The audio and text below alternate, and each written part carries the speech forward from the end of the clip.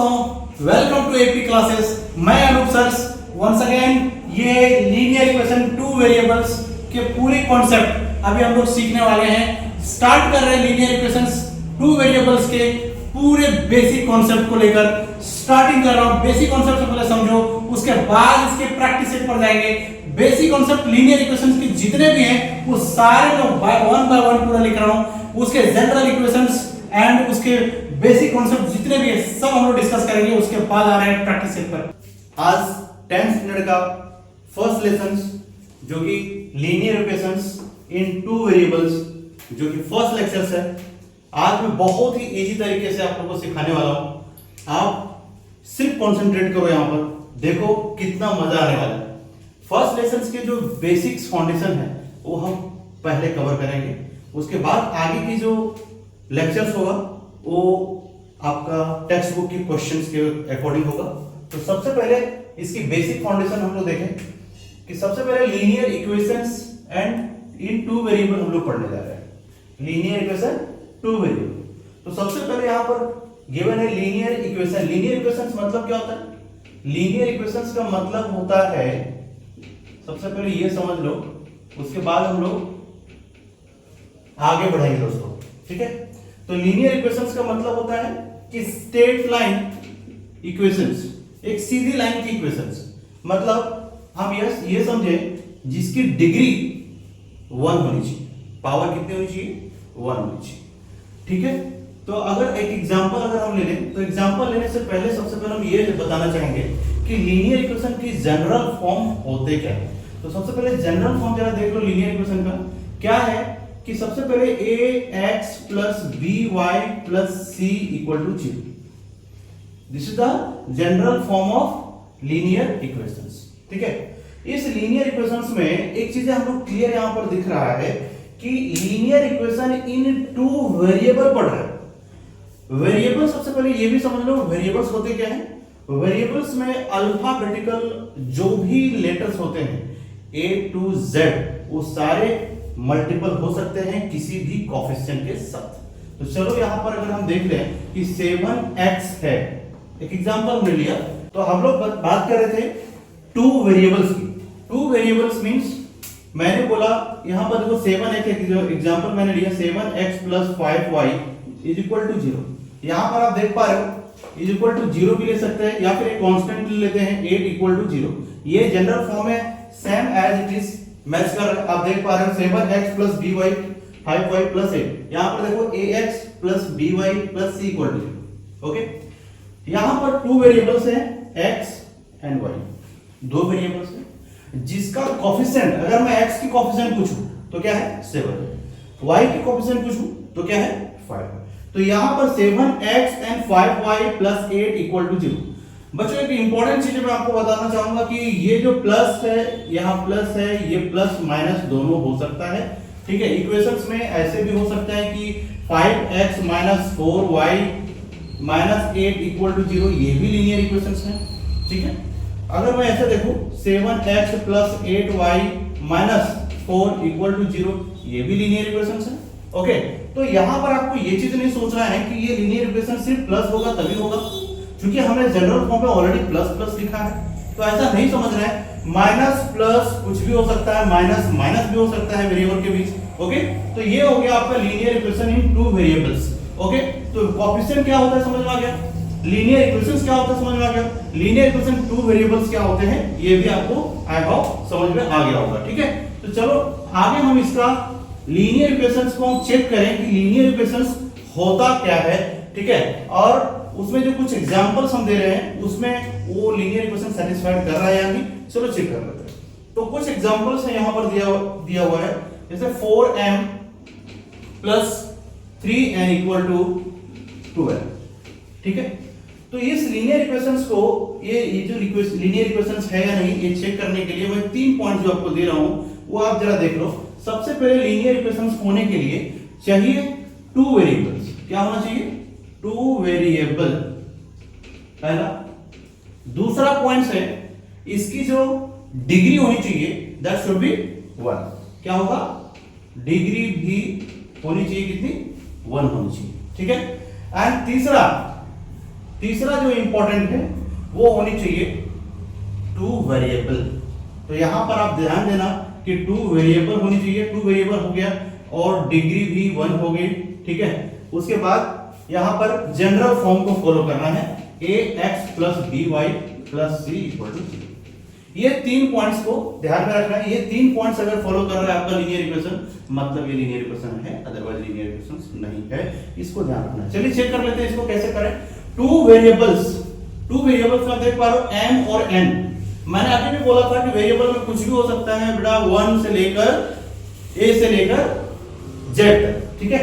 तो m n यहां पर वेरिएबल्स होंगे, ये टू वेरिएबल्स, चलो इसको फॉलो किया। नेक्स्ट डिग्री, देखें डिग्री क्या है, कुछ नहीं तो पावर, यहां पर देखो 1 है, यहां पे भी पावर 1 है, ठीक है। तो ये भी सेटिस्फाइड कर गया, डिग्री 1। एंड दूसरा जो जनरल फॉर्म हमने लिखा है ax plus by plus c equal to 0। तो आप देख पा रहे हो ax plus by is equal to 12 है। इसको हम इस फॉर्म में भी लिख सकते हैं स्टूडेंट्स, कैसे, जरा देखो 4m प्लस 3n, ये अगर इक्वल टू में है, अगर RHS से LHS में हम लेके आते हैं तो -12 इक्वल टू 0। तो ये भी एक जनरल फॉर्म में आ गया। मैंने आपको लास्ट टाइम भी बोला था कि प्लस और माइनस कुछ भी हो सकता है, ठीक है। तो अभी सेकंड एग्जांपल भी हम लोग देख लेते हैं। √2x minus √5 is equal to 16। क्या ये लीनियर इक्वेशंस को सेटिस्फाइड कर रहा है? तो इसके लिए अब भी हमने बोला ये 3 चीजें आपको चेक करनी है। कैसा? तो सबसे पहले टू वेरिएबल होनी चाहिए। तो चलो इसमें देख लेते हैं टू वेरिएबल है या नहीं। x y टू वेरिएबल है, ठीक है, चलो ओके, ये चेक कर लिया हमने। डिग्री शुड बी 1, तो इसमें भी देख लेते हैं डिग्री क्या है, 1 ही है। देखो डिग्री 1 ही है, मतलब ये भी सेटिस्फाइड कर रहा है, डिग्री 1 है, ओके। एंड थर्ड जो टॉपिक है ax plus by plus c, जो लीनियर इक्वेशंस का जनरल फॉर्म है, उसमें ये फॉलो हो रहा है यानी एक बार चेक कर लेते हैं। चलो देखो ax plus by minus c अगर होना चाहिए, ये देखो प्लस c बिल्कुल है। अगर हम इसको चाहे अरेंज करना तो अरेंज करके देख सकते हैं क्या था, √2x माइनस √5y, ये RHS से LHS में लेके आएंगे, 16 इक्वल टू 0। लास्ट टाइम जैसा मैंने किया था सेम वैसा ही है। और ये पूरा लीनियर इक्वेशंस को मैंने आपको एक्सप्लेन कर दिया, कैसे लीनियर इक्वेशंस को आपको सेटिस्फाइड करना है, लीनियर इक्वेशन है या नहीं। तो आपको ये समझना है स्टूडेंट्स कि लीनियर इक्वेशंस होता क्या है, और लीनियर इक्वेशन अगर आप समझ गए तो फिर इसके आगे का जो कॉन्सेप्ट है लीनियर इक्वेशंस सॉल्व करना, साइमल्टेनियस इक्वेशन को सॉल्व करना, 2 मेथड जो आपको बताऊंगा इसके आगे, elimination method and substitution method, वो आपको समझना है कैसे सॉल्व करना है। ये एक्चुअली मैं आपको बता रहा हूं बहुत ही मजा आने वाला, बहुत ही इजी टॉपिक है। अगर आप ये समझ गए 1 से 2 क्वेश्चन तो आप आगे के क्वेश्चन खुद से कर लोगे, इतनी गारंटी है। चलो अभी जो टॉपिक हम लोग देखने जा रहे हैं, जो लीनियर इक्वेशंस का पहला टॉपिक है साइमल्टेनियस लीनियर इक्वेशन। तो सबसे पहले समझे कि साइमल्टेनियस होता क्या है। साइमल्टेनियस का मतलब होता है एक के बाद एक, या फिर एक के नीचे एक। ऐसे लीनियर इक्वेशंस को हम लोग सॉल्व करेंगे। यहां पर 2 लीनियर इक्वेशंस हमने लिख रखा है, ठीक है, उस लीनियर इक्वेशंस को हम लोग सॉल्व करेंगे, साइमल्टेनियस लीनियर इक्वेशंस को। चलो सॉल्व करते हैं। तो इसको सॉल्व करने के लिए आप जरा देखो इसको कैसे करना है। सबसे पहले इक्वेशन 1 इसको हम लोग कंसीडर कर लिए, इक्वेशन 2 इसको कंसीडर कर लिए, ठीक है। तो आप जरा इस दोनों इक्वेशन में आप एक बार चेक कर लो कि जो वेरिएबल्स हैं और उसके कोएफिशिएंट है क्या दोनों सेम है। चलो चेक करते हैं। 5x यहां पर -3y इक्वल टू 8, यहां पर आप देख पा रहे हो 3x है, यहां पर ओनली 1y है इक्वल टू 2 है। तो अगर स्टूडेंट्स, अगर मैं एक चीज तुम लोगों को बताना चाहूं कि अगर ये -3y है, अगर यहां पे भी अगर 3y आ जाए तो आपको पता होगा कि अगर 5y में से या 5 में से 5 अगर माइनस करते थे, आपको सब्ट्रैक्शन की टॉपिक अगर माइनस करते थे तो क्या होता था, 0। तो सिमिलरली अगर इस टॉपिक पर -3y में से अगर +3y को माइनस कर दें, माइनस ही होगा क्योंकि प्लस माइनस माइनस ही होगा। अगर इसको माइनस कर दें तो ये वैल्यू क्या हो जाने वाली है, 0 होने वाला है ना। तो यहां पर हम लोग वही करेंगे कि इस इक्वेशन में, इक्वेशन नंबर 2 में अगर हम सेम इस 3y की तरह यहां पे भी 3y से इस इक्वेशन में मल्टीपल कर दें, दैट मींस अगर हम लोग यहां पर 3 से मल्टीपल कर दें तो ये इक्वेशन भी y की जो वेरिएबल y वेरिएबल है ये भी 3y हो जाएगा और ये कैंसिल हो जाएगा। ये दोनों इक्वेशन में सबसे पहले लीनियर इक्वेशन को सॉल्व करने के लिए किसी एक वेरिएबल को कैंसिल करना पड़ता है, तभी जाकर दूसरे वेरिएबल्स की वैल्यू फाइंड होती है। ठीक है, तो चलो यहां पर अगर हम इस चीज को करके देखें, तो सबसे पहले यहां पर जो हमने लिखा है मल्टीप्लाई 3, तो हम लोग एकदम लैंग्वेज में सिंपल लिख लेंगे, मल्टीप्लाइंग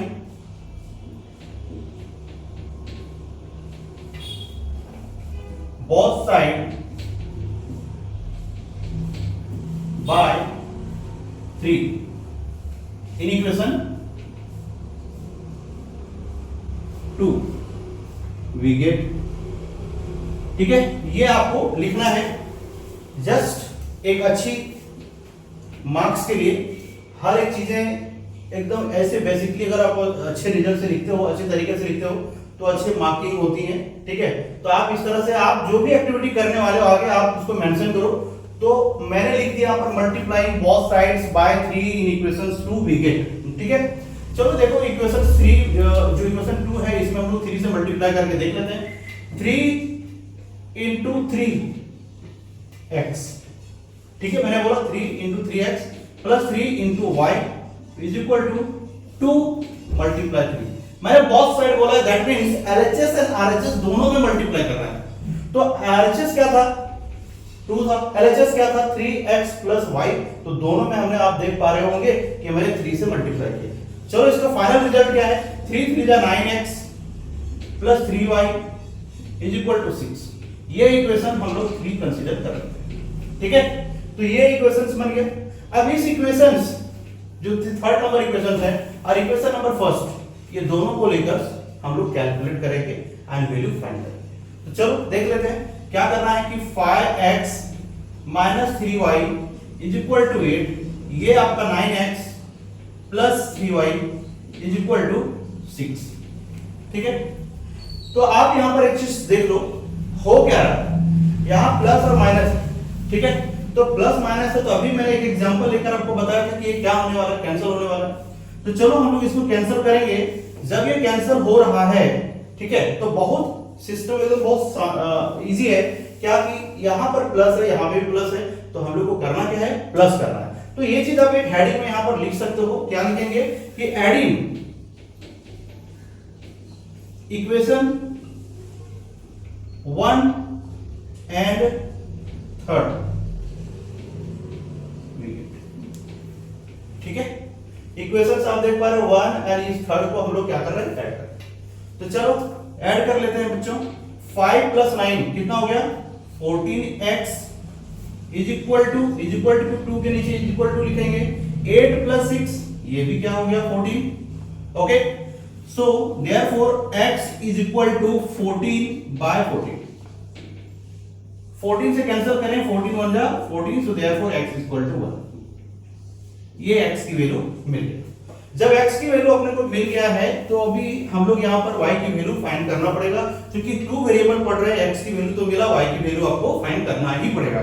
ठीक है, अभी आपका फाइनल आंसर नहीं आया है, फाइनल आंसर आने वाला है, y की वैल्यू भी फाइंड करोगे। तो दोनों जो कोऑर्डिनेट आया x कोऑर्डिनेट y का, वो आपको लिखना पड़ेगा, तब जाकर फाइनल आंसर होगा। चलो अभी चेक कर लेते हैं लीनियर इक्वेशंस का y वेरिएबल्स की वैल्यू निकाल देते हैं। तो x वेरिएबल कितना आया, x इक्वल टू 1 आया है। तो किसी भी equation, equation number 1, equation number 3, किसी में भी सब्स्टिट्यूट कर दो तो आपका y की वैल्यू आ जाएगा। तो चलो आप यहाँ पर पुट भी लिख सकते हो या फिर सब्स्टिट्यूट भी लिख सकते हो, वो आपकी मर्जी है, आप कैसे रिप्रेजेंट करना चाहते हो। मैंने यहाँ पर लिखा put x equal to 1 in equation 1 we get. ठीक है, तो आप ये इक्वेशन 1 है हमारा, लिखते हैं 5x minus 3y is equal to 8। x की वैल्यू क्या लेना है अपने को, 1 लेना है। चलो सब्स्टिट्यूट कर लेते हैं, 5 multiply 1 minus 3y is equal to 8। So 5 1 जा 5 हो गया बच्चों, minus 3y is equal to 8। ठीक है, सो माइनस 3y को ऐसे रहने दो, इज इक्वल टू 8। ये जो प्लस 5 है, LHS से RHS में अगर हम भेजते हैं तो sign will be change. Plus में है, कोई साइन नहीं है, दैट मींस प्लस में है, ये आपको समझना है। प्लस 5 इधर माइनस 5 हो जाएगा। ठीक है, तो आप यहां देख पा रहे हो minus 3y is equal to 8 में से 5 माइनस कितना हो गया 3। ठीक है, पॉजिटिव 3 क्योंकि 8 ग्रेटर डिजिट्स है। ओके, चलो देखो यहाँ y की value we have to find 3 by ये -3 जो है y के साथ मल्टीपल फॉर्म में है, तो यहां पर क्या हो जाएगा डिवाइड में। क्लियर है? तो इस माइनस नीचे रहे या फिर यहां रहे कोई फर्क नहीं पड़ता है, आप यहां पर कैंसिल करो, 3 1 जा 3 और इसकी y की जो वैल्यू होगी वो दैट शुड बी -1 होगा। ओके, तो ये आपका x की वैल्यू एंड ये y की वैल्यू हमने फाइंड कर लिया है, जिसकी कोऑर्डिनेट अब आप यहां पर लिखना चाहो तो आप लिख सकते हो the coordinates of x y is equal to 1 - 1। पहला जो होगा x की वैल्यू होगी एंड सेकंड वन y का वैल्यू होगा। ये आपका फाइनल आंसर हो गया। ठीक है, तो बच्चों आप इसको अच्छे से समझोगे और इसका प्रैक्टिस करोगे तो डेफिनेटली मैं बोल रहा हूं आप बेहतरीन रिजल्ट लाओगे। और इतने सिंपल वे में मैं समझाने की कोशिश किया है, आप लोग को आई होप बहुत अच्छा लगेगा। कोशिश करो इसको अच्छे से समझने का, इसका प्रैक्टिस करो। ठीक है, चलो नेक्स्ट अभी प्रैक्टिस सेट 1.1 की ओर हम लोग आ गए। 1.1 का प्रैक्टिस सेट में पहला एग्जांपल जो दिया हुआ है, पहला क्वेश्चन जो दिया हुआ है, उस क्वेश्चन को हम लोग सॉल्व करें। देखो कैसे सॉल्व करना है, सेम अभी जो एग्जांपल हमने दिया था सेम वैसे ही ट्राई करना है बच्चों सॉल्व करने का, तो बहुत आसानी से सॉल्व हो जाता है, कुछ है नहीं इसमें, बहुत आसान है। देखो यहाँ पर इसको सॉल्व कैसे करेंगे, इसमें भी इक्वेशंस आप कंसीडर कर लो, पहला इक्वेशन 1 और इक्वेशन 2 हमने ऑलरेडी पहले से क्वेश्चन लिख रखा है ताकि आप लोगों को दिक्कत ना हो। ठीक है, समझने में इजी हो। अब देखो यहाँ 5x + 3y = 9 and 2x - 3y = 12, ये दो इक्वेशंस है यहाँ पर लिया हुआ है। आप यहाँ पर एक चीज आप देख पा रहे हो कि आप ऐसे भी कर सकते हो, ये 3y प्लस में यहाँ पे 3y है ना प्लस माइनस में है, तो आप मैंने अभी भी बोला था कि अगर एक नंबर पॉजिटिव में हो और एक नंबर नेगेटिव में हो, सेम नंबर ओके 4 4, तो आप इसको डायरेक्ट कैंसिल करके 0 कर सकते हो। ठीक है, तो यहाँ पर भी आप देख पा रहे हो सेम है, 3y प्लस में 3y माइनस में, तो आप दूसरे वेरिएबल्स को इक्वलाइज ना करते हुए इसी वेरिएबल्स को कैंसिल करने की कोशिश करना है, इजी में सॉल्व हो जाएगा। चलो देखते हैं इसको सॉल्व करते हैं। तो सबसे पहले हम लोग क्या करना है ना कि इक्वेशन 1 और इक्वेशन 2 को हम लोग क्या करने वाले हैं, एडिंग। क्यों करने वाले एडिंग? क्योंकि यहाँ पर प्लस और माइनस है, ये सिंपली कैंसिल हो जाएगा, तो बाकी जो बचा हुआ उसको क्या करने वाले हैं, एडिंग करने वाले। तो हम लोग यहाँ पर लिखेंगे adding equation 1 and 2 we get. ठीक है, तो चलो अभी हम लोग इसको ऐड कर लेते हैं। तो यहां लिखा 5x + 3y = 9, यहां सेकंड इक्वेशन से 2x - 3y = 12। ठीक है, ये दो इक्वेशन से हम लोग कर क्या रहे हैं, एडिंग कर रहे हैं। तो सबसे पहले इसको एडिंग कर लेते हैं। जब हम ऐड करेंगे तो स्टूडेंट्स ये अल्टरनेट साइन वाले जो नंबर्स हैं और सेम नंबर्स हैं, सेम वेरिएबल है 3y, ये कैंसिल हो जाएगा। ठीक है, आप यहाँ पे चाहो 0 लिख सकते हो, नहीं लिखना भी इंपॉर्टेंट नहीं है। तो 5x + 2y कितना हो गया, 7x हो गया, = के प्लेस पर = लिखे और 12 + 9 कितना हो गया, 21 हो गया। ओके, क्लियर है?